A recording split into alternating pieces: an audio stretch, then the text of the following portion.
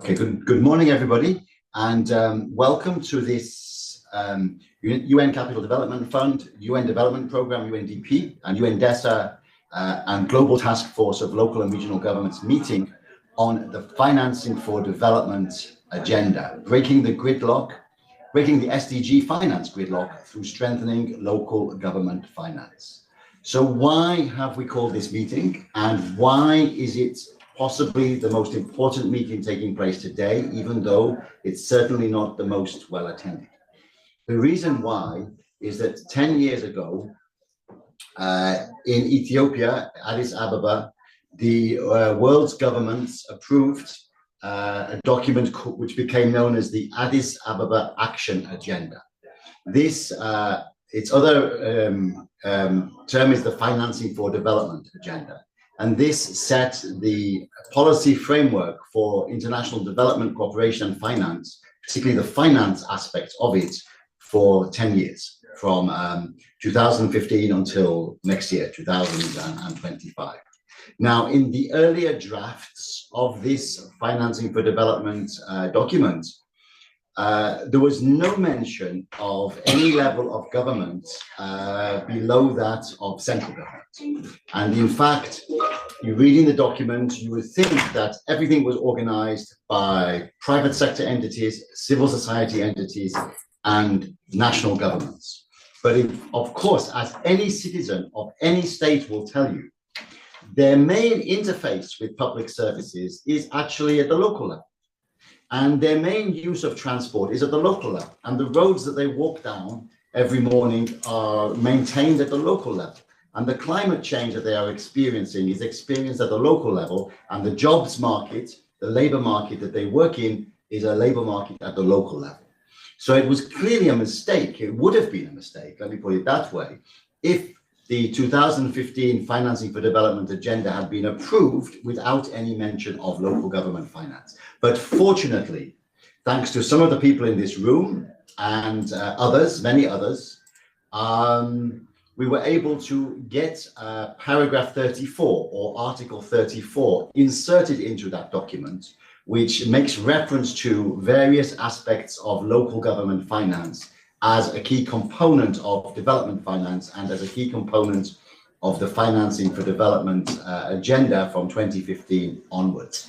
So this was a major achievement, and it was even more so because who approved the document were ministers of finance and governments from around the world. And as any mayor or any local government representative will tell you, to get a favorable word from the ministers of finance is tough if you're working at the local level. But fortunately, they were able to see that, in fact, it was in their own interests, and it was in the interest of national development and in the interest of development finance to actually embrace local government finance in that text. Now, next year, we come round full circle. In Spain, in Sevilla, there will be the 2025 Financing for Development conference.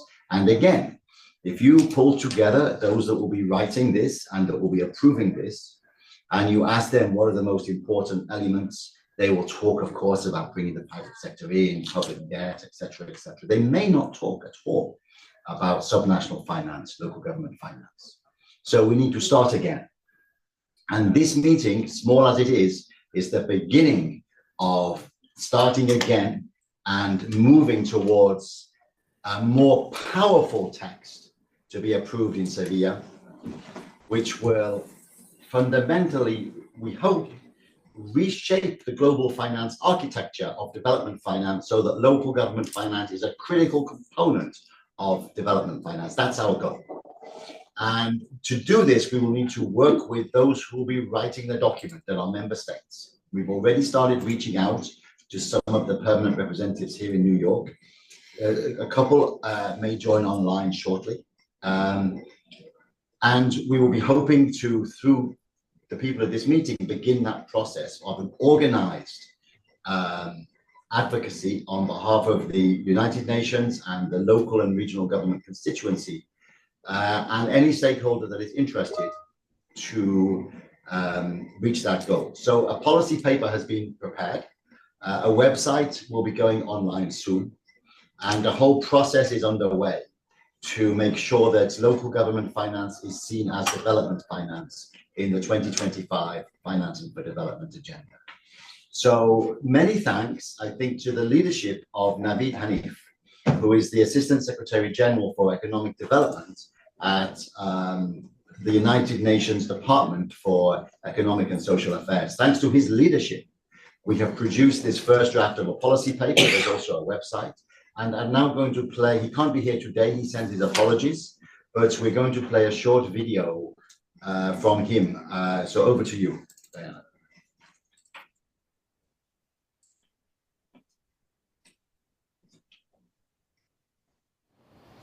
Ladies and gentlemen, it's my pleasure to virtually join today's side event on breaking the SDG finance gridlock through strengthening local government finance. Local and regional governments have a critical role in advancing the implementation of sustainable development goals. Their actions impact on around 65% of SDG indicators. Their investments drive sustainable development, reduce inequalities, and foster stability. Yet they face three critical challenges that must be addressed. First, a revenue mismatch. Local governments' revenues do not match their responsibilities. Globally, over 50% of subnational revenue comes from central government grants, reaching 90% in many cities in the global south. Limited autonomy and capacity constraints curtail their ability to raise revenue through other sources, such as user fees and taxes. We can strengthen the financial situation of local authorities by making fiscal transfers larger, more reliable, and better aligned with local government's priorities. We can boost local government's capacity to generate its own revenues through innovative uses of technology and smart tax design. Second gap is the urban investment gap. We are seeing a growing disconnect between rapid urbanization and infrastructure investment. Adequate funding for securing resilience of urban infrastructure assets like transport, energy, water, and sanitation should be provided. Otherwise, cities become trapped in unsustainable, low productivity patterns with high vulnerability to climate change and natural disasters. The solution requires multiple approaches, such as expand subnational concessional lending from financial institutions, as well as from subnational, national, and multilateral development banks. 2. Develop local currency infrastructure bonds to attract pension funds and individual investors. Third, leverage special financial intermediaries to build city creditworthiness. Fourth, design fair risk-reward structures in blended finance at the local level. In our upcoming interagency policy brief on local development finance, we are exploring an innovative multilateral guarantee facility for cities to enable local government borrowing without affecting sovereign balance sheets. We also invite you to join UNDESA and UN system entities in our global capacity development work to embed infrastructure asset management in national and local government strategies, policies, and practices. Now let me turn to the third and final gap, which is the development cooperation gap. Development cooperation often bypasses local governments. This represents a missed opportunity. Channeling additional development cooperation to local governments could greatly increase development impact. Similarly, stronger, decentralized cooperation between local governments could leverage financial resources, capacity building, and public management expertise. The FfD4 conference presents a crucial opportunity to elevate local development finance in the global sustainable development agenda. To succeed, we must reform fiscal transfer systems, strengthen local revenue generation capacity, expand access to development finance, support innovative financing mechanisms, promote decentralized development cooperation. With collective action, we can unlock the potential of local governments in driving sustainable development. I wish you productive discussions and thank you. Thank you very much, Naveed. Really welcome those comments. Again, sorry you can't be with us, but the fact that you were able to so eloquently list the key elements of the Malaga Coalition policy agenda and the agenda that we are putting forward as in our three-agency paper is very powerful. I'd like now to pass the floor to the Executive Secretary of the UN Capital Development Fund, Mr. Pradeep Kurakula Saraya, who again is sending a video message, and we'll hear from him now.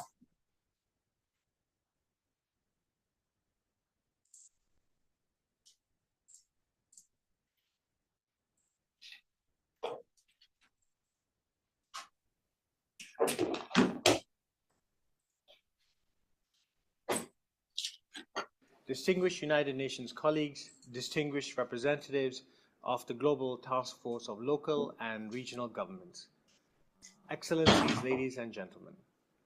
This intersessional multi-stakeholder hearing is one of the most important events for next year's pivotal FfD conference.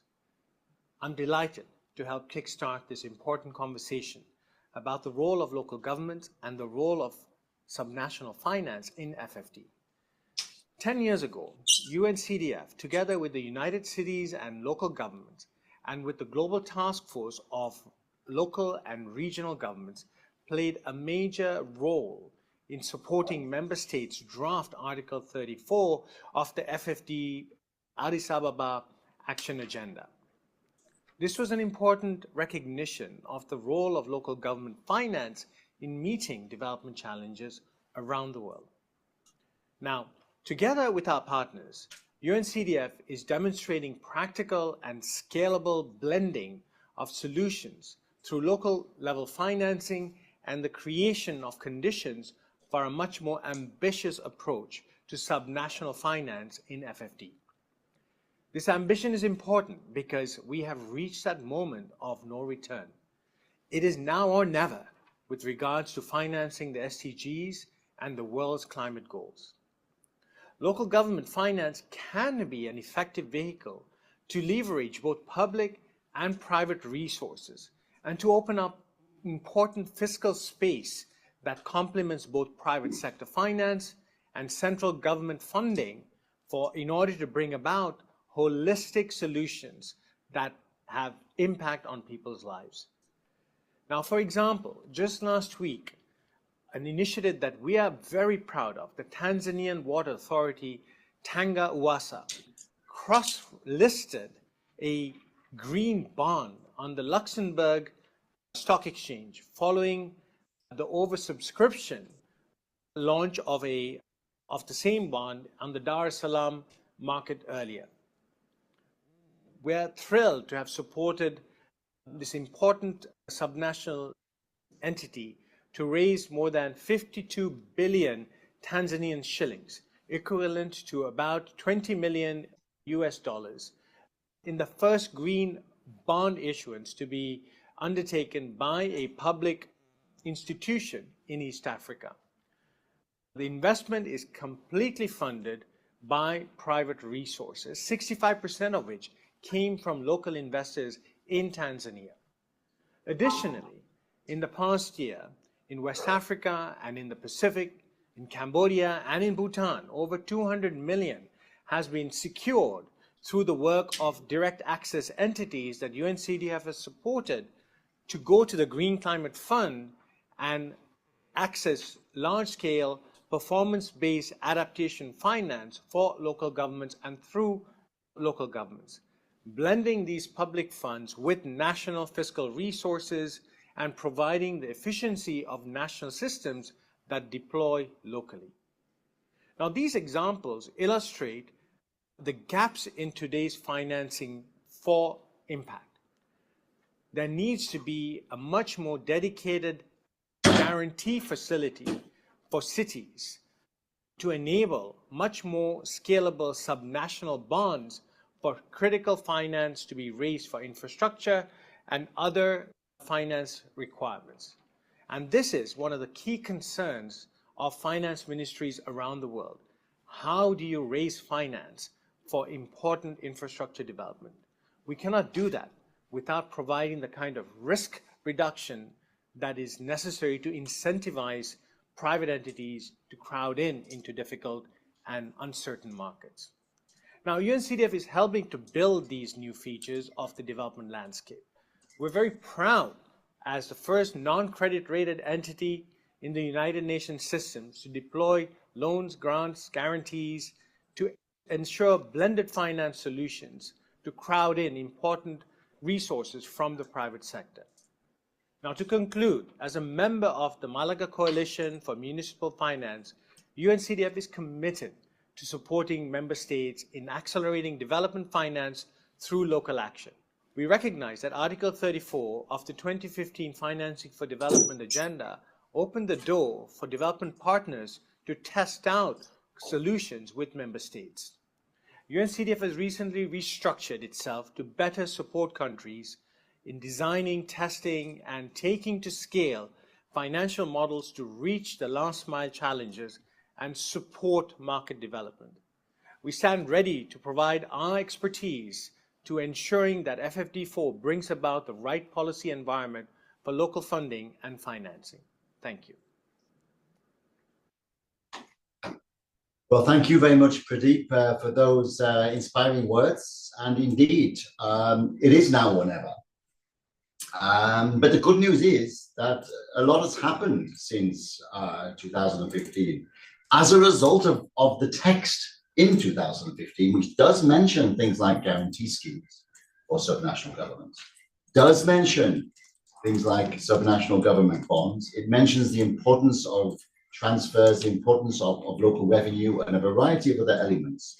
But it took a while, but really bolstered by that text, it has now been possible to start to bring forward these instruments and this capacity that can take subnational finance to scale as a vehicle for development finance. And we'll talk about that a little bit later, following the next speaker, who is Mr. Haolang Chu, who is the Associate Administrator of United Nations Development Program and an Under Secretary General. And we are really delighted to have Haolang join us again via video, and privileged that he is putting his weight behind this call today. Over to you, Haolang. Excellencies, ladies and gentlemen, as part of the preparations for the Financing for Development 4 conference, the Intersessional Multi-Stakeholder hearing this week is an opportunity to enrich the conversation with voices from the private sector, civil society, local governments, and beyond. Today's side event aims to explore how investing in cities and the local governments can bring dividends for people and the planet. To that end, I would like to outline some of the key issues to consider in the civil process on finance. Firstly, paragraph 34 of the Addis Ababa Action Agenda sets the tone and provides agreed UN language on the need to strengthen the capacity of local governments to generate revenue. Cities are already key investors in areas like infrastructure, transport, water and sanitation, and sustainable urbanization. In this respect, local governments are not merely implementers. They are essential partners in advancing the Sustainable Development Goals. Yet, recent UNDP analysis shows how local government expenditures per capita in least developed countries is falling far short of needs. For example, the city of Freetown in Sierra Leone spends just $2 per person per year. In this context, the Addis Ababa Action Agenda outlines the need to strengthen the capacity of local governments to unlock private investment and access international finance mechanisms. The New Urban Agenda also highlights the importance of supporting more effective financing frameworks.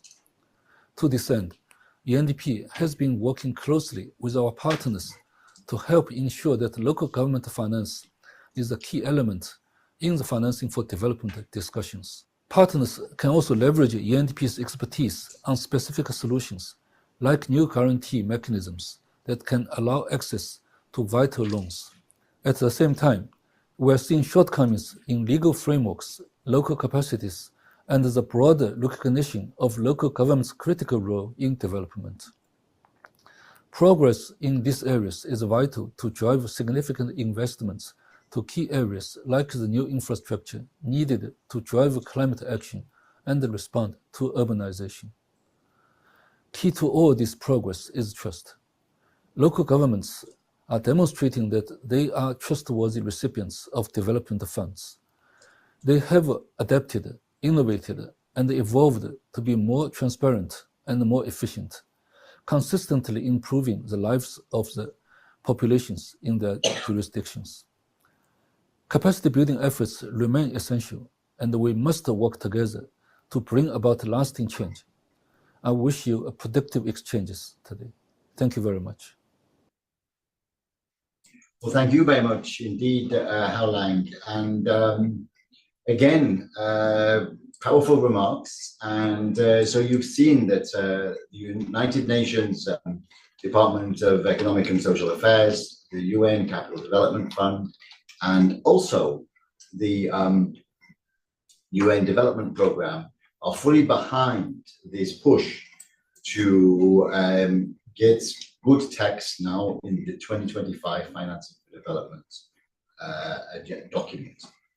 But this will not be done without the member states who will be writing that document. And they will be, our job as the United Nations is simply to facilitate them. But there are those that can put pressure on them in a slightly more overt way. We are simply facilitators, and that includes the Global Taskforce of Regional and Local Governments, and it includes those local government movements that are able to support this process. And I'd now like to give the floor to, I think, Carla de Freitas, who is a veteran of this process, who remembers well what happened in Addis Ababa 10 years ago. I think, Carlos, neither you nor I had a beard at that time, but here we are 10 years later. And just, 2 or 3 minutes, Carlos, any comments from your side? Carlos is the director of FMDV, Fonds Mondial de Ville, or Global Fund for Cities Development, depending on your linguistic preference. Carlos, the floor is yours. Thank you, David. So maybe just to go straight to the point, I will not come back to the financial mechanisms that have been commented before. So basically, I think we need to focus on 3 pillars of action for the years to come, and especially for the preparation of FfD4 to implement this, to integrate this in the final document that will be the conclusion of the conference.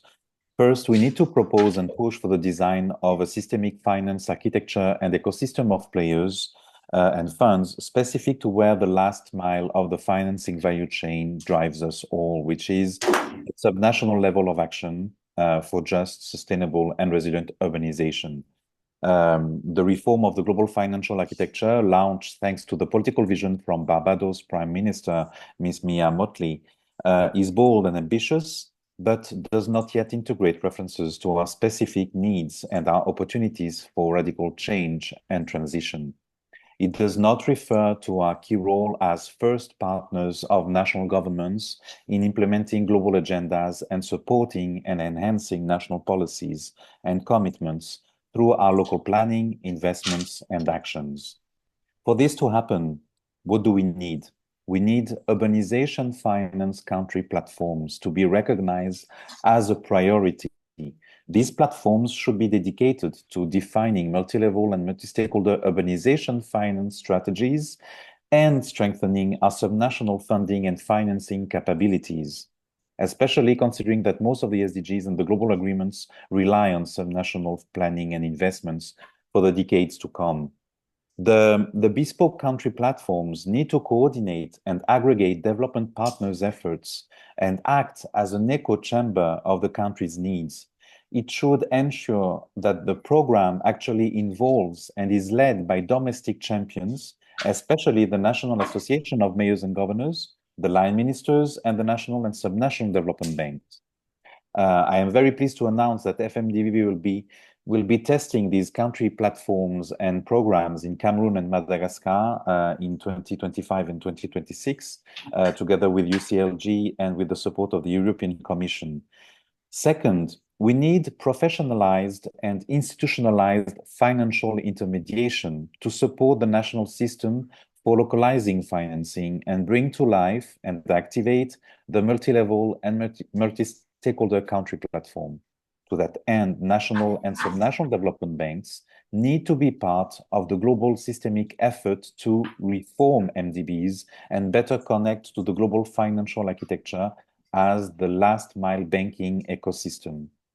NDBs and SDBs are well locally integrated institutions. They know their clients better than any development partner, and they can design and implement financial products and services fit for purpose and delivered in local currency.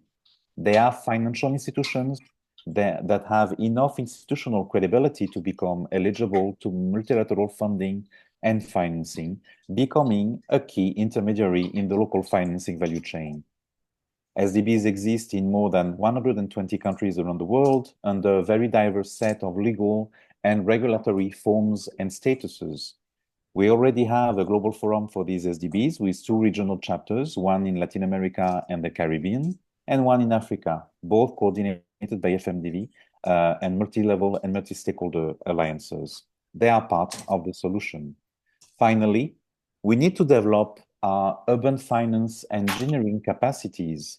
This means supporting the next generation of human capital for transition and transformation, setting new elites for change. This pillar requires setting up what we call FinHubs, meaning hubs of financial expertise for urbanization finance at regional and/or national levels. This is a priority for all of us. These FinHubs are dedicated to bringing financial engineering in support of urban development projects formulation and preparation readiness. They also support us through technical assistance and better access to existing source of funding and financing through matchmaking processes. They serve as a bridge to better dialogue with public and private financiers using common language and concepts, meaning a common ground for partnerships and deals closing. FinHubs also serve as accelerators to design new legal and agile entities led by public authorities and serving the common good, but seen as investable entities by private and public sectors. To conclude, the promotion of a global, national, and local public financial engineering capacity for innovation, inclusivity, and resilience will be key to support the urban transition we need and address the global urban finance market failure. These 3 pillars of action shall help us build an inclusive and deal-based market intelligence for subnational investments, while asserting our position as market makers. Cities and regions are fully part of the solution. Let us make it sure everyone knows it and works for it after FfD4. Thank you. Well, thank you, Carlos. That's also a very useful contribution in terms of some of the practical steps that we can take going forwards. Now, I'd like to give the floor to, and it's a great privilege that he is able to attend the meeting. This is the Vice President of Nantes Métropole in France, Anthony Berthelt. And thank you for joining. So you're the first speaker we've had from a city. So we've been talking about cities, but now it's the time for local governments to talk themselves. So the floor is yours, Anthony. Thank you very much for giving me the floor as the mayor of the French village and as vice president of Nantes Métropole. I am myself engaged in international cooperation and development assistance, and I'm therefore very glad to take part at this conference on behalf of UCLG. Today, as we meet in preparation for the upcoming Finance for Development Summit, we are to underline a key message. Financing for local governments is not a peripheral issue, but a central pillar for achieving the Sustainable Development Goals. If we are to make sustainable progress on the global agenda, we must recognize and support the role of the organized constituency of local governments, who already shoulder much of the responsibility for the public investment and are the closest actors to the daily realities of our communities. Local governments are fundamental in delivering on the SDGs because we manage our local commons, from water and sanitation to transportation, that directly affect the well-being of millions. In fact, our constituency is responsible for nearly 40% of our public investment globally. Our role in SDG implementation is critical not only in ensuring service, but also in driving economic growth that reaches all corners of our countries, helping mitigate inequalities and foster resilience at the local level. When local governments have the means to invest effectively, we contribute to sustainable economic growth across entire regions, creating more balanced development that can reduce the concentration of wealth and opportunities in certain areas alone. This redistribution not only strengthens funds in government, but also plays a critical role in reducing social tension and conflicts.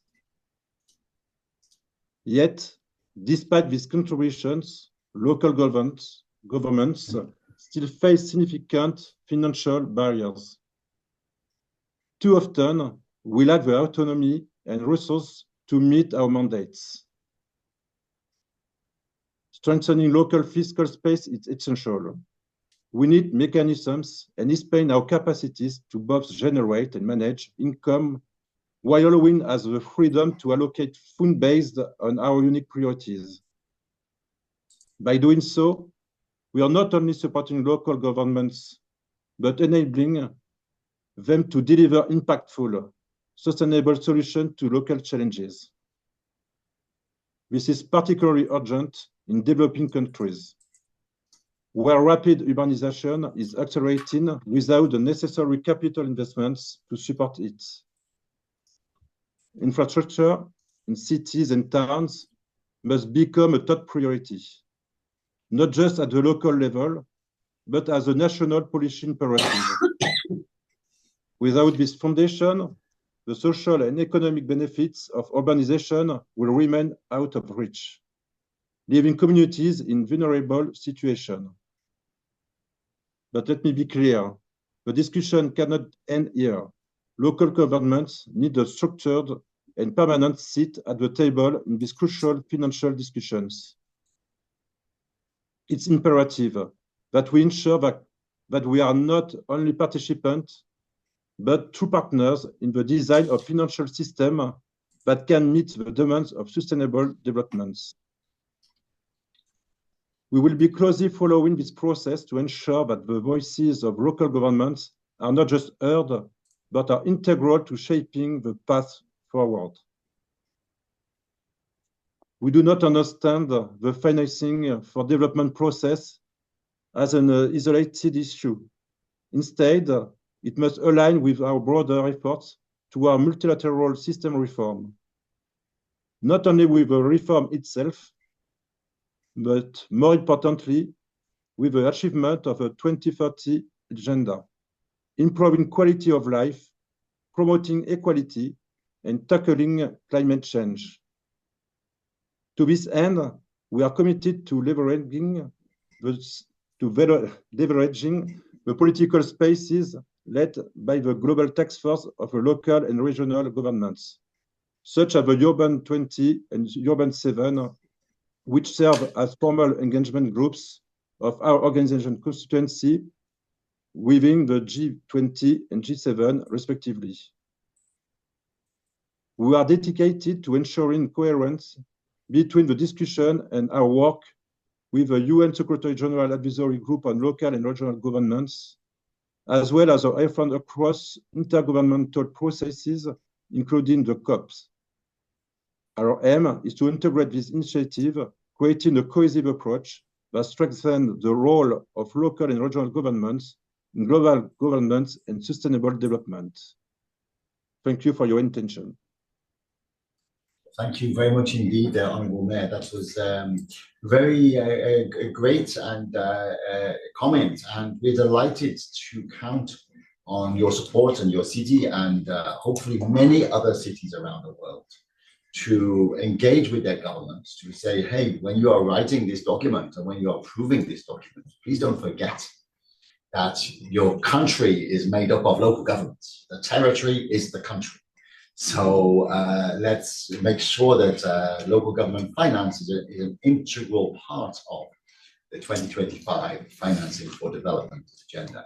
And with that, if he's able to speak, I would be delighted to give the floor to the permanent representative of Gambia to the United Nations, Honorable Lamin Diba. He is in the privileged position to not only be somebody who represents his country at the UN, but has also been a minister for Gambia and has also engaged at the local government level. So Gambia will be one of the nations which will be approving this document, which will be writing this document.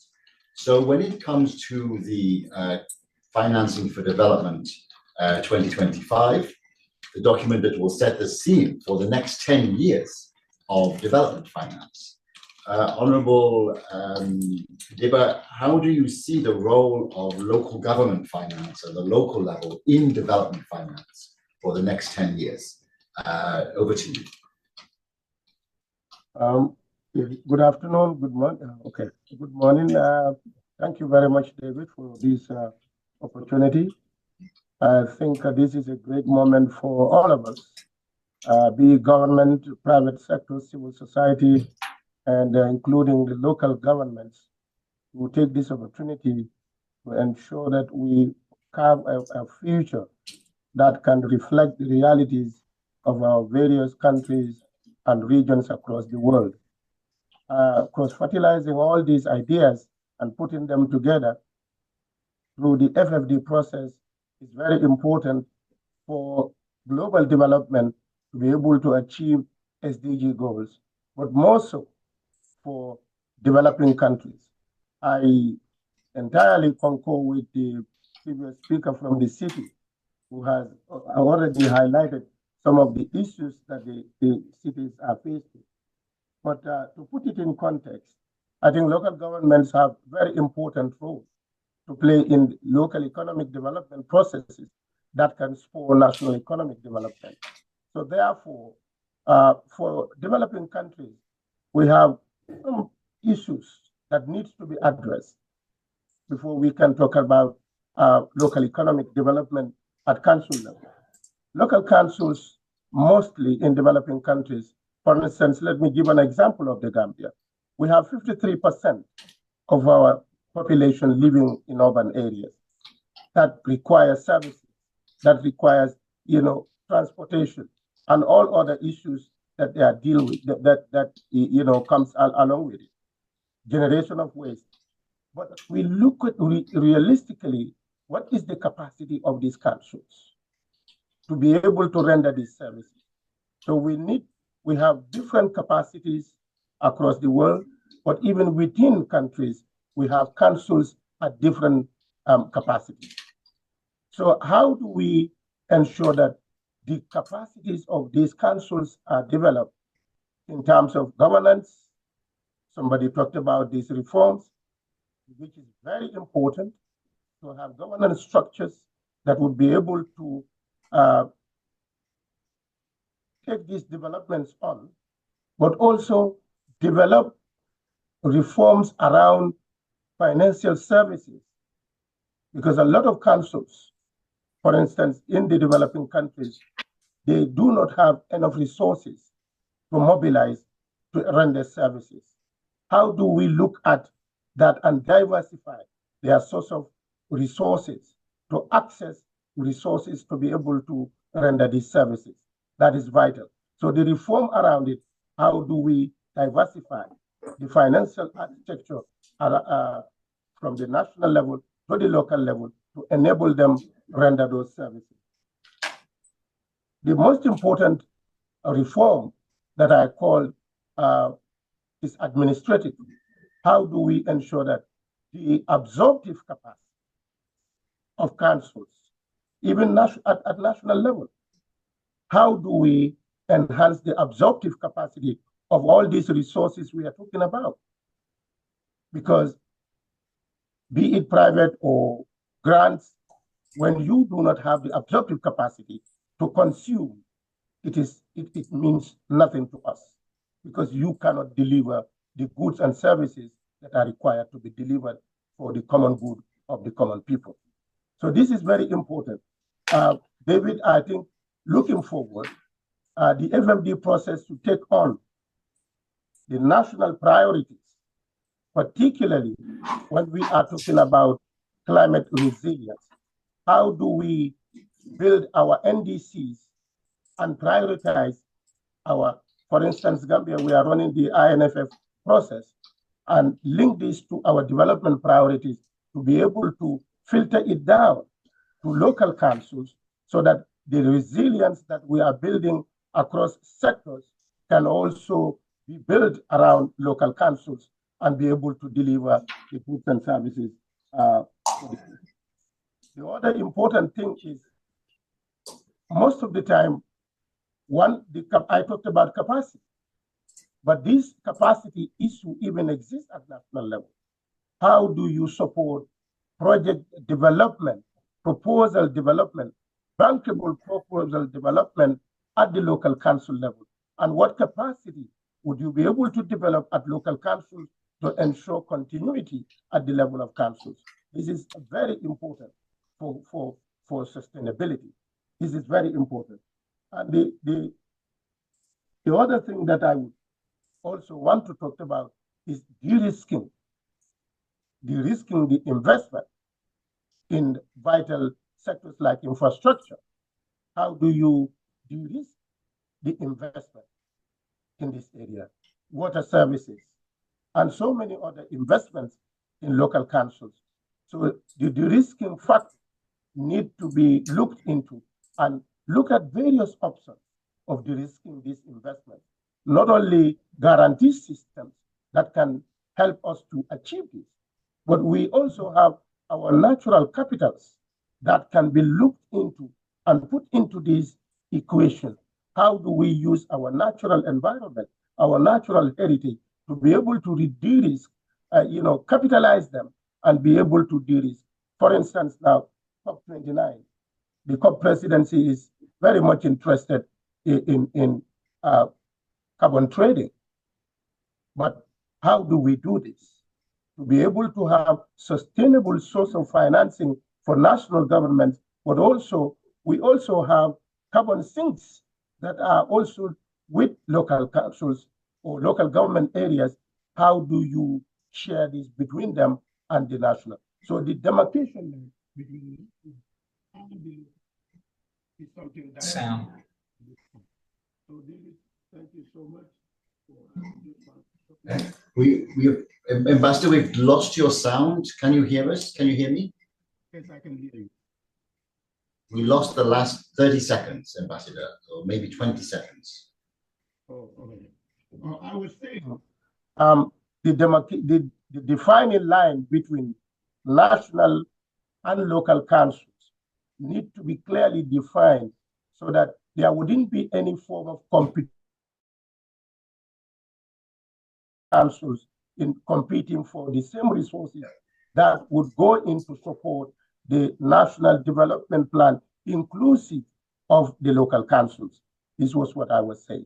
So I think this is something that we can look into, and reflecting on the FFD process going to Spain, I believe all of us should be able to look for some of these, transformative changes that we want to see at all levels. Thank you. Well, thank you very much, Honourable Ambassador. And you raised some very important points, and I know that you're speaking really on behalf of all countries, because they all face these same issues. And just to highlight it for the audience, a couple of areas where we are working with Gambia and many other countries on some of the issues that you highlighted. So you talked about the need for guarantees.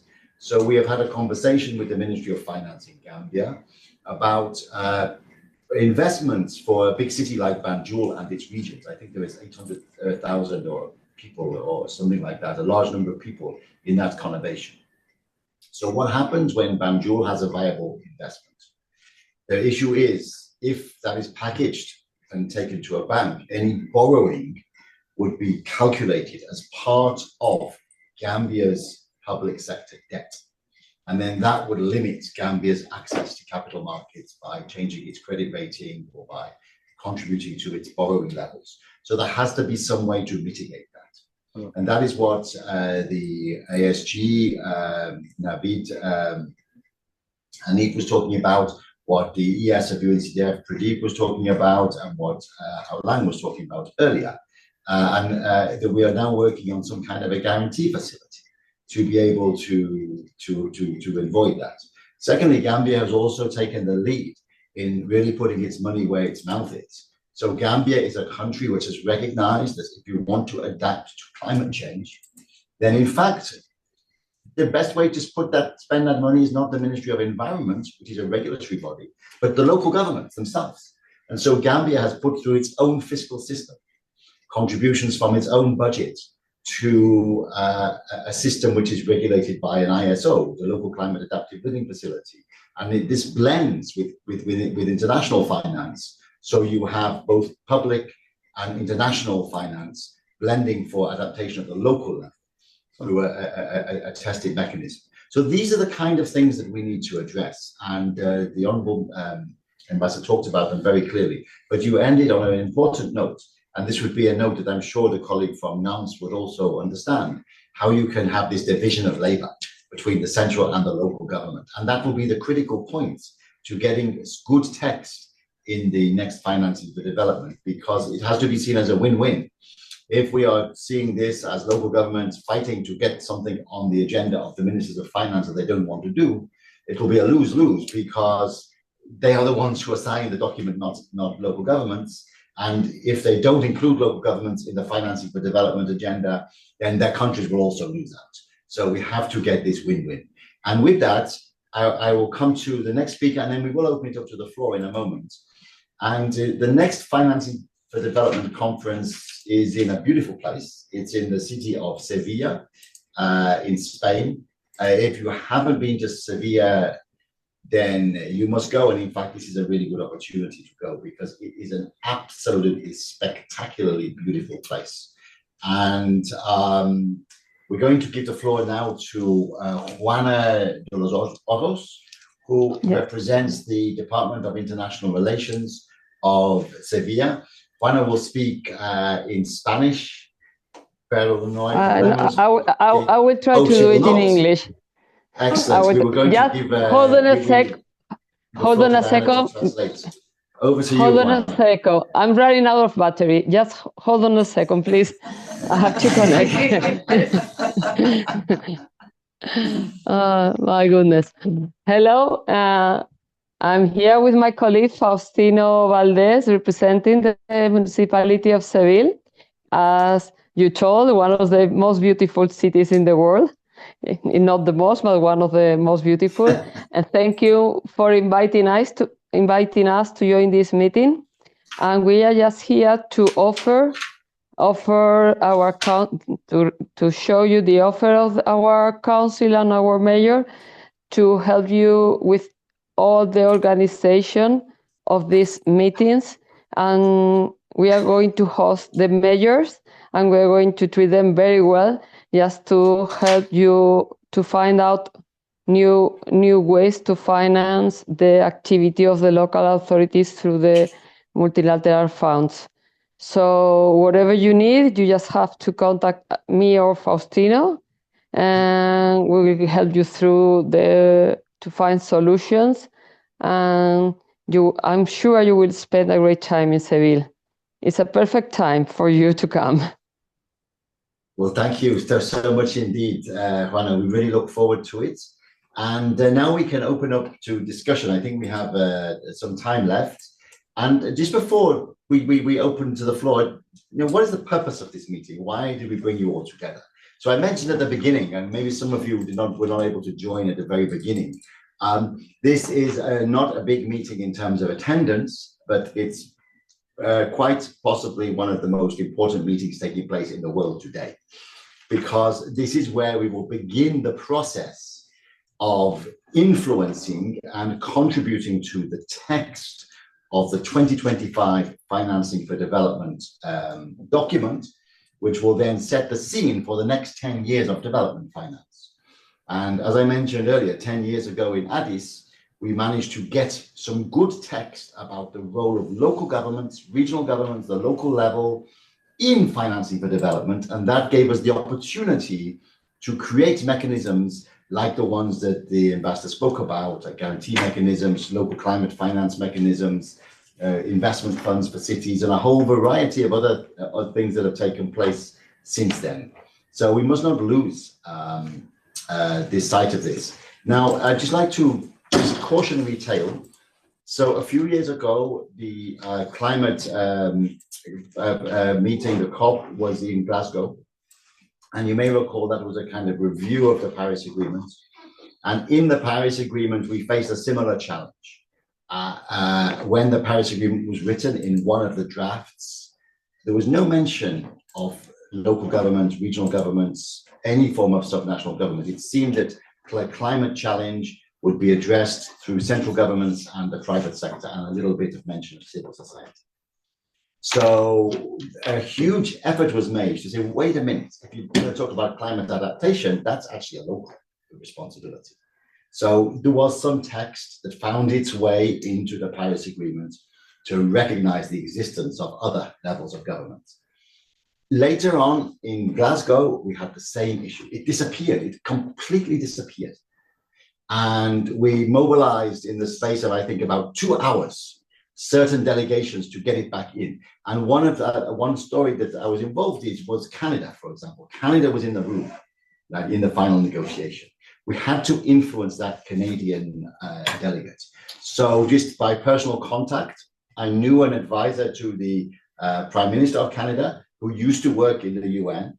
And he also is aware of the importance of provinces and cities in Canada and their role in climate adaptation and mitigation. So even though it was the middle of the night, I woke him up and said, you remember this, that, the other, what about Canada? Doesn't Canada want to use its local level for any form of climate action? And of course we do. So we better get on to your delegate now. So then he was able to make a phone call, et cetera, and Canada was one of the countries that then signed off on the final document, which had multi-level governance and other reference to local governments in the text of the Glasgow Pact. So this could go down to the wire, but let's hope it doesn't get as critical as that. Let's hope that we can get solid text from the very beginning. And to that end, we have prepared a document which is being circulated. A website will go live soon. There's been a process over the last few years called the Malaga Coalition, which has been consultative, it has been inclusive, and it has come up with a policy environment, a policy list really for how local government finance can become development finance and what is needed to be done. And so I think in opening up the floor, it'll be interesting to hear from the people in the room how they think we can move forwards. And at the end of this meeting, maybe we will then have a kind of to-do list, a kind of checklist. And I think at the top of that checklist will be who are the people to talk to, what is the process now leading to Sevilla. There's going to be a prep conference in December. Who do we need to talk to then? And how do we go forwards? But before going into all of that, there's been a lot of talking from our side. So I'd just like to open up maybe to the room, either the room here physically or the room online. Anybody would like to ask a question? And I think we have until 1 o'clock, correct? 1 o'clock New York time. So we have 31 minutes. Please introduce yourself. Alana Hartsock, International Union for Land Value Taxation. I can have a brief question, but I can also make a statement. But my brief question is, what do people consider of the value of a policy called land-based financing, land value capture, land value taxation, which is what our organization is called? And then what I have is 2 pages, but I could just cover the major topics of this area. And then I read this yesterday at the Financing for Development session. It's a paragraph from the Vancouver Action Plan, founding document of UN Habitat, UNCHS, 1976, nearly 50 years ago, which I think is of key importance to the discussion now. How do we implement this policy implementation? I don't think we would be in the trouble that we're in today. So that's my question. Yeah, so the answer to the question is no, land value taxation is, of course, very important. And I think if you look at the Malaga policy agenda, you will see it's in that policy agenda. Good. And what we're looking to do, I think, is we can't go into too much detail in this text. But if you look at the current Addis Ababa Action Agenda, it's online. Look at the current Article 34, paragraph 34. How can that be strengthened? And we can use that as a kind of basis to make it stronger. So there will be room to mention some specific instruments, and this is one of them. But we won't be able to kind of choose between them, which is the best. But we will need to frame it in such a way that it's clear that when they are approving it, the ministers of finance and the national governments will see this is of value to them, because it will help develop the country. So I think land value capture is very important. Now, with regard to the earlier comment you made about the founding text of UN Habitat, that is also a good baseline. So let's feed that in, and maybe from this meeting we can form a small working group that can meet once or twice, and we can kind of see how we're getting along with the draft text. Currently, there is no draft we are proposing. There is simply a policy paper. But very soon, we might want to think about what would be the draft text that we would want in the document. We don't yet know the structure of the document, what chapters it's going to have, etc. So it's difficult to say what the text will be until we see that structure. But very valuable comments. Thank you very much. Anybody else, please? Sure. So my name is Tim Strawson. I'm from UNDP, from the Sustainable Finance Hub. I lead an area of work which is actually built on the Addis Ababa Action Agenda on integrating national financing frameworks. And I think the ambassador from Gambia mentioned integrating because I think since 2015 there's about 85 countries that are using this approach nationally to strengthen the kind of country-led articulation of financing priorities and to build partnerships around that, across public and private finance. We're seeing, I think, about 15 of those countries. It's coming from the national level down to regional and local governments. We've had a couple of local governments articulate and recently launch kind of financing strategies that are public and private. So we're doing some work, particularly with the local 2030 coalition, the work group on finance. Also, in parallel, I'm thinking about how this can come through much more clearly. As you said, there's one paragraph in Article 34 of the finance.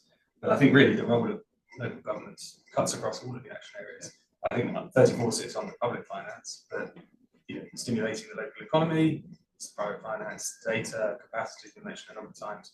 So I think, how can we make sure that regional and local governments are the role and the need for support is articulated across the agenda as a whole. And we've been looking at this kind of integrated local financing framework approach, helping a number of local governments much more clearly articulate their financing strategy, bringing much more visibility to what their financing needs are, what the capacity needs are. And as a platform, as I think the speaker said, for some of the partnerships for country platforms for the MDBs and the active partners to come in. So I think there's a lot of complementarity, and I think it'd be interesting to talk also tactically, as you said, which member states are championing this idea, which can we bring together a coalition of countries that will take this into the intergovernmental negotiation, which, as you said, happens with the national level rather than the regional level. But I think we need to think quite carefully about how we bring visibility to this. Because there's tracks on civil society, there's tracks on private sector, there's tracks on academics, but there isn't a track on local government or the process as a whole. So I think we do need to work quite hard to make sure that it gets visibility. Yeah, look, thank you. There's very good comments, and I think that you really put your finger on it when you talked about these three tracks. You know, civil society, private sector, government. So local government is a bit of all three, really, and it'll be very important as we see the way that the document unfolds. We don't really have a zero draft yet, so it's difficult to see how these tracks are organized, how they are manifested in the document. And so there's a number of ways this could go, and there's a number of risks. You know, so one of the Article 34 actually does talk about public and private finance. It talks about things like municipal bonds, public-private partnerships, but it's one quite strong. It could have been better, but it's one place where local government finance all comes together in one paragraph. We could find that an alternative is to sprinkle it throughout the document. That may be stronger, it may be weaker. But I think one of the things we need to think about quite carefully is the trap that we must avoid in these negotiations, because currently in the world, it's all, you know, always there is fashion, right? What is in fashion, what is out of fashion. And if you take a step back, you know, it just goes round and round in circles. So currently what is in fashion is saying, oh, the public sector hasn't got enough money, so we must bring the private sector in. So how can we bring the private sector in? Let's do a PPP, or let's do this, or period. As if just saying that will solve the problem. Now, as the ambassador mentioned, you know, if you're going to so-called bring the private sector in, you need public capacity. Because who does that procurement? Who signs that contract? Who manages that contract? Who sets that up so that it's an inclusive and integrated, when it comes to a city, an integrated approach? That is the role of the public sector.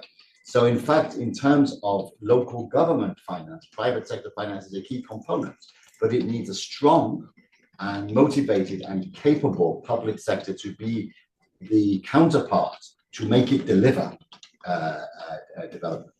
So I think we need to be careful about, you know, this interface between public and private, and make sure that we are valuing both and we are recognizing the critical role of both.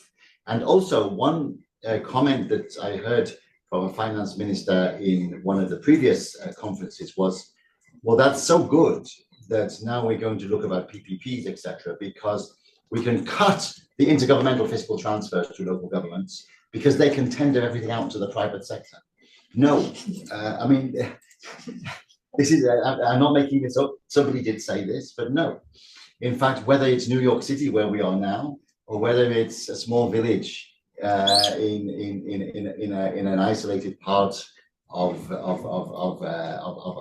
relatively unpopulated country, in all places, the transfers from central to local government are a fundamental part of local government finance and of national finance. That's just the way it works, because local governments are part of the territory. Even New York City couldn't survive without the transfers it gets and the subsidies it gets. So it's important that this is recognized, that it's so we need to be careful about this public-private and make sure that both are recognized. Of course, municipal bonds are a good example of how you can do both. So let's park that, but I think we'll be coming back to that topic as we move forward. Would anybody from the online like to speak at all? Please raise your hands.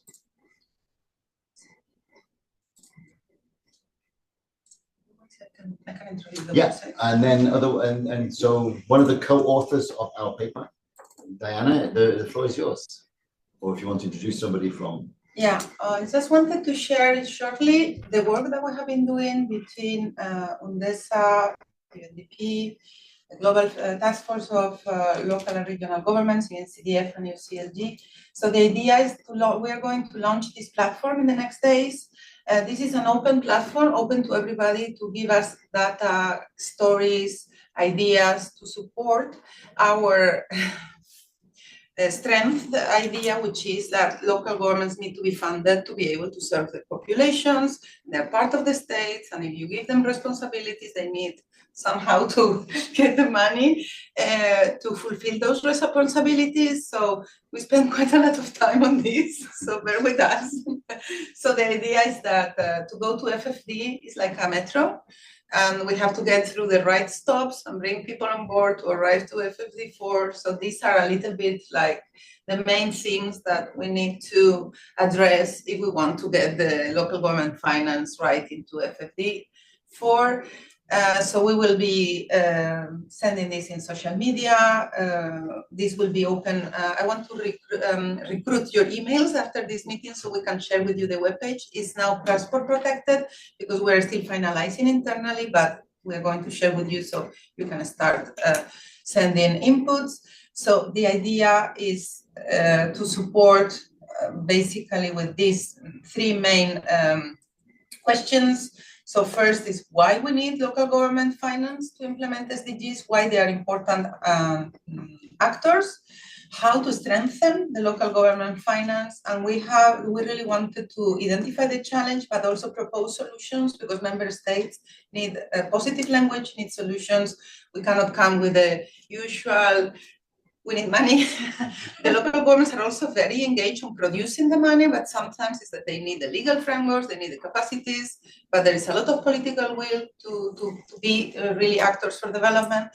And then, which is the most complicated part, but we thought that we needed to start with some language on policy recommendations. So that's why your language from Vancouver 76 will be much appreciated. We have been looking, of course, not only at Addis Ababa, but also the new urban agenda has very strong language on local government subsidiarity and finance. So it's important to provide some UN agreed language that we can provide to member states to tell them, you know, this is not a revolution, this is something that we've been talking, but I didn't look to the Vancouver agenda, to be honest, but we will, thank you. Anyway, we have produced, you know, some nice data. We think that we need more data, you know, this is the data area. So we've been trying to identify some sources about especially how you know, trust in the local government is higher than national government sometimes. Also, everything that has to do with urbanization, how, you know, urbanization keep happening, but gross capital formation in cities don't. And we're also trying to identify, you know, how much money do really the cities per population. So this is when it comes like cities in China or the United States or Canada. They have around 3,000 per capita expenditure per person per year, and cities as you go through the, you know, UNDP work with the Human Development Index. So if you go down to the Human Development Index, oh, surprise, surprise, the expenditure per capita per person is $2, $5, $10 per person per year. So this is the kind of data that we are trying to gather aside of of course, this is a very political debate. Nobody wants to give money to anybody. They already, the central governments will tell you we don't even have enough money to finance our own development needs. But this is to find anything that you can have in terms of data, graphics, successful stories like the bond in Tanga in Tanzania that will help very much in the issue. And this is, of course, our narrative. And then there is a section for successful stories, case studies. It's a long thing because it took us 6 months to produce. But anything that you have like a success stories, we are open to collect it and put it here. And then we have started also some policy recommendations in terms of with reference to already agreed UN language. So that's it. I will be sharing this with the group after the meeting today. By the way, I'm Diana Lopez, that I didn't say. I'm the advisor on cities and local governments at UNDP, the executive office here in New York. And Diana is also one of the veterans who was involved in this process last time round. So a lot of experience in this area. And Diana, do you mind going back to show the tuned map? Mm-hmm.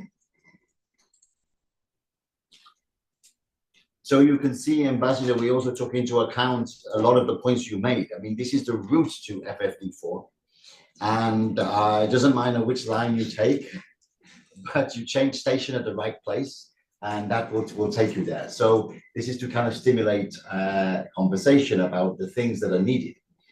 Now, what I also wanted to share with you, just while we're admiring the tube map, you won't believe how long we argued over which stop should be where in terms of the sequence of things. I'd like to also mention some of the key dates. So a lot has already happened, but we are currently at the multi-stakeholder hearing in New York, 28th of October. That's what this is now. There is the World Bank spring meetings, World Bank annual meetings that are taking place also simultaneously. Then there will be the G20 summit in Brazil on the 18th to 19th of November. And then there is what is known as the second PrepCon for the FfD here in New York on the 3rd to the 6th of December. So that will be very important, 3rd of the 6th of December, because that's where some of the governments that are starting to pull this together will actually produce some first text. Then there'll be a pause, and from the 10th to the 14th of February, there will be the second PrepCon. We don't know where that will be yet. There is the Development Cooperation Forum in New York from the 12th to the 13th of March. Then there is an FfD forum to be confirmed, 28th of April to the 1st of May here in New York.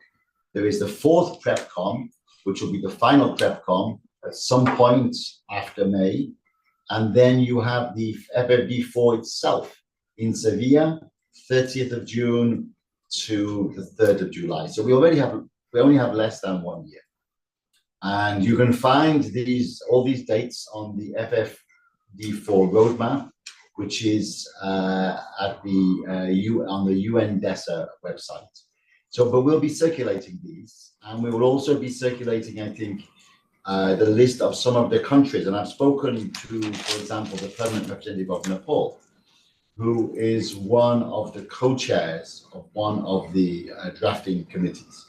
But there's a variety of different committees that will be contributing to this process. It's all open knowledge. It's all there on the web, and we will be circulating a little note on this and start from this meeting, really starting, as I mentioned at the beginning, to organize ourselves. A small group of cities, ambassadors of the UN, UN facilitators like ourselves, and other stakeholders from civil society, local governments that would like to help to shape this process to make sure that we do have a good, strong reference to local government finance next year in the text. So anybody would like to speak from the room? Over to you, Dan. We have Mohammed Jama, who has a question on humanitarian. I'm going to try to allow you to speak so you can do the question. Otherwise, I can read it from the chat, but you should be able to speak now, Mohammed. Yeah, thank you very much. Can you hear me? Yes, loud and clear. Yeah, good. Thank you very much, and I really appreciate this webinar, which is very important to financing for local development. My question regards to international humanitarian actors and how are they utilizing the systems of, for instance, intergovernmental fiscal transfers, because I have experienced it while I was working with the UNCDF, that they were claiming that their interventions are humanitarian, not development, and they are just bypassing the government systems, and they are using their own system to implement programs at the local levels. They are not using the systems. So I was thinking how, for instance, these new ideas will also try to bring on board international humanitarian actors to use the systems of governance to build up the capacities of local government instead of keeping the capacity of international humanitarian actors at their levels. Is that clear? That is extremely clear. And let me share an anecdote exactly to that point. it's a very good point you mentioned. So there is one country that I worked in early in my career where there was a disaster, and the government basically gave liberty to the local authorities to fix things. They used this army from the barracks and the police, and everybody basically provided a very immediate, very local response that was credited later with being extremely effective. In that same country, about 8 years later, there was another flood. And this time the response was, well, let's wait for the donors to come in, let's wait for the helicopters to arrive, etc. And it was a less effective response. So people are recognizing that you can actually have a very effective response to disasters, for example, if you free up those that are already there and already have the knowledge to do something immediately in that very second, rather than wait for others to come in. And in the loss and damage fund, the executive director of that fund and some board members of that fund are very interested in exploring how the loss and damage fund can actually disperse through national systems to local governments for them to be able to respond immediately whenever there is a hurricane, or rather than waiting for others to come in and do it. I recall after the Indian Ocean tsunami in Aceh, in Indonesia, there was a football stadium and a water tower that was unstable. And everybody was wondering, it could collapse at any point. What are we going to do? How are we going to demolish it? And after a few weeks of wondering, somebody said, well, what would have happened before the disaster? And the answer is, well, then we would have got the local authority to hire the competent company to do it. And so why don't we do that now? And then in the end, a way was found to enable the local authority to do that. But one of the reasons why that was difficult is because local authorities were not recognized as a development actor, and how to bring them in to get them to safely demolish the football stadium that had been damaged was just not on the radar. But they were the ones who would normally do it in normal circumstances, and then were able to do it very quickly and very effectively. So it's a very good point you make. And these are the things we need to feed in. So it's not just about public-private, it's also about, humanitarian. Local governments can be a very effective vehicle for delivering humanitarian aid in certain circumstances. So thank you, Mohammed. That was a really good question. Anybody else from the floor? I don't see anybody. I don't know if our colleague Daniel wants to speak. Daniel, are you there? Not sure. Yeah. No harm in finishing early. Does anybody else want to speak for who's here? Sorry, guys, I'm here. Oh, Daniel, great. So Daniel is the other co-author of this policy paper.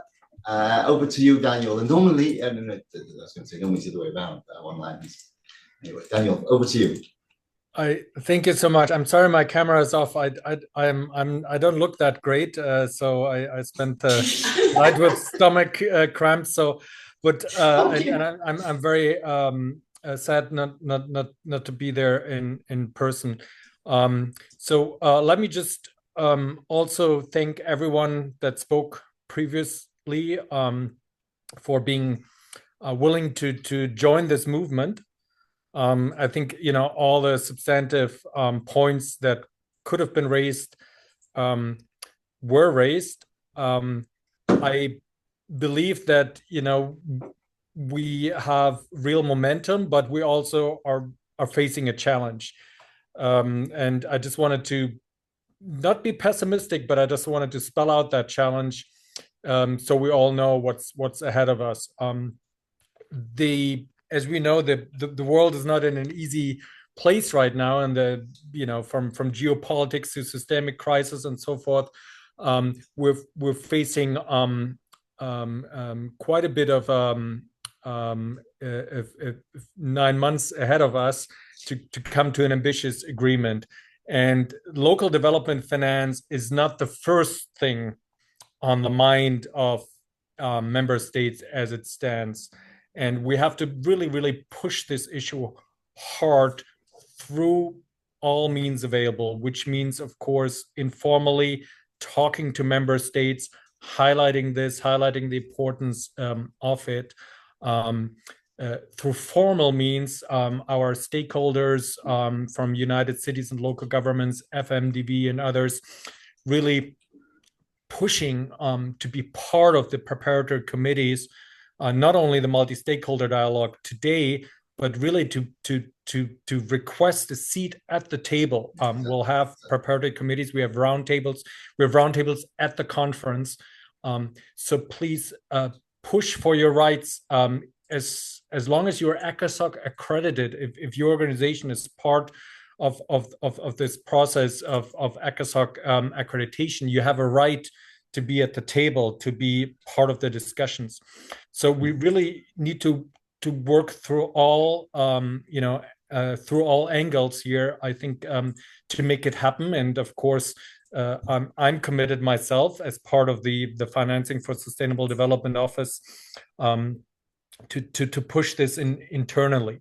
We are now looking at all the inputs that have come in from stakeholders on FfD4, and we have over 200 contributions from member states, from stakeholders alike, some of them 10, 15, 20 pages long. So you can imagine that the team is having to take some hard decisions as to what to include and what not to include in the elements paper that will be sort of prepared for the co-facilitators, who then have, of course, the final decision to take as to what to include and what not to include. So I'm just saying that just to make the point, the more inputs we get highlighting the importance of local development finance, and everyone here believes that without local governments we cannot turbocharge the SDGs, we cannot make meaningful progress, right?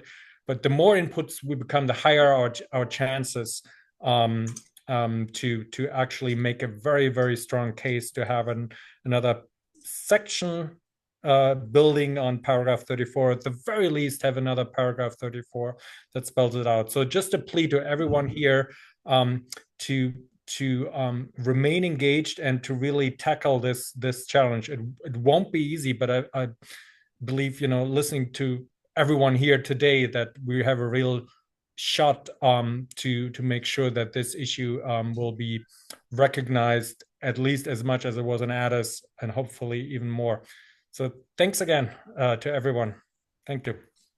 Daniel, really clear comments. I'll maybe come back to those in the summary, and maybe Diana would like to come in first. Yeah, I just wanted to say that we have designed this a bit on emergency. The clock is ticking and the SDGs, and the time is now, and we're running out of time. So we're distributing this a bit in terms of merchandising. But yeah, really, we have a short time frame.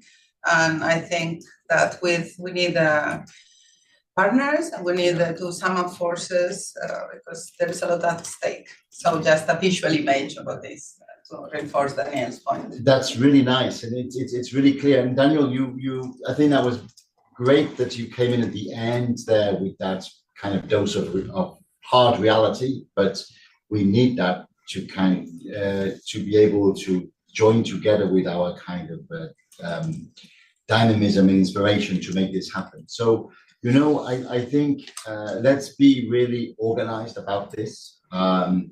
Perhaps Anthony, Carlos, and anybody else listening from the local government movements, you can say things that we cannot say. Diana, Danielle, myself, and the colleagues here, many of them, as the UN, we can facilitate this process, but we cannot. The governments control the UN, and rightly so. We are just bureaucrats. But you, as members of the Global Task Force for Regional and Local Governments, are part of the political economy of your country, so you can push from your side. And I think it's very important that some friendly governments are able to co-advocate with the Global and Regional Task Force for local governments to have a seat at the table. Ideally, somebody needs to say, wait a minute, where are the mayors here? Where are the local governments here? You know, we have people from the private sector, we have people from civil society, but where are all the regional, provincial, local governments of the world? Where are they? Who's speaking for them in this group? Somebody needs to say that, and this will be a government that will need to say that, but who? Which government? Last time around, there were governments prepared to say that.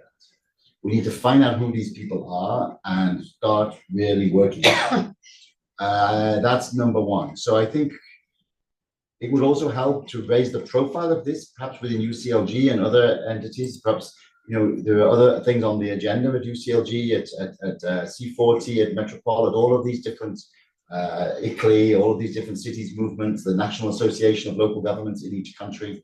They're thinking about lots of things. They may not be thinking about this. This is an opportunity.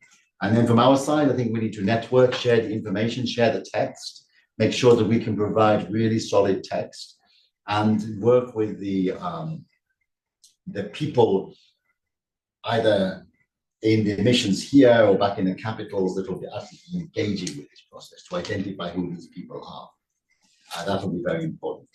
So this is the beginning. As we said, you know, probably the most important meeting taking place in the world today, and you've been at it. So thank you for joining. This is the beginning of a critical process, and looking forward to keeping in touch.